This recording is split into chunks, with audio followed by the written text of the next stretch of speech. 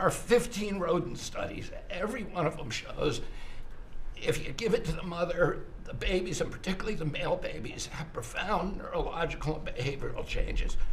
There is a study from Johns Hopkins on cord blood where they divided women into 3 categories: those who had the least acetaminophen in their cord blood, and those who had the most. The ones with the most had 3.6 times the rate of autism in their children. The middle category had 2.2 times, so it's a dose-related response. And there are dozens of studies that show the countries that use the most have the highest level of autism. Cuba has the lowest level in the world of acetaminophen use, and it has the lowest autism rate in the world. So this is not dispositive. It is not proof. We're doing the studies to make the proof. But in the meantime, the precautionary principle should apply. And any mother who is taking this stuff during pregnancy just to get back at Donald Trump is doing something that is pathological. And we're seeing that across the board. I got a lot of other stuff to talk about, but I know we got a short time here. But thank you, Mr. President. You're making our country healthier again. Thank you, Bobby. Could you just, for the record, state what the autism was, let's say, 20 years ago and what it is today? In 1970, the largest epidemiological study in history was performed. 900,000 kids were looked at. They were looking for autism in Wisconsin children. They looked at every child in Wisconsin who was 8 years old. They found an autism rate of 0.7 per 10,000. So almost close to 1 in 20,000, less than 1 in 10,000. Today, the autism rates are nationally 1 in 31, but it's actually much worse than that because California, which has the best collection system, reports an autism rate of 1 in every 19 children, 1 in every 12.5 boys.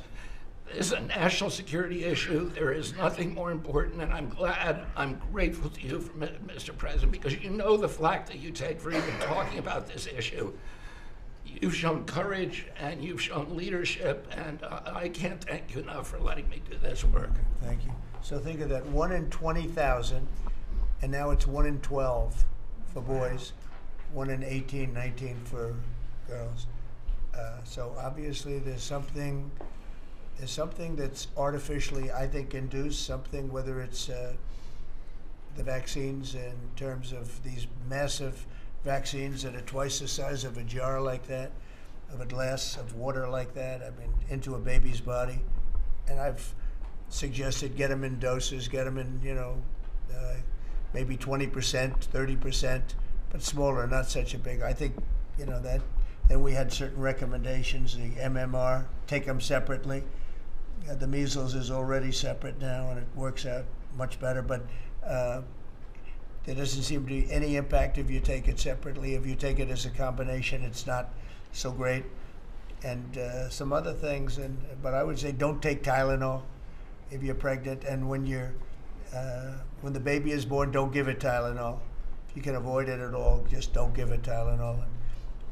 I'll say really, this what do you have to lose? You really don't have much to lose. Yeah, go ahead. There's many other confirmation studies. There's 2 studies that show children who are circumcised early have double the rate of autism.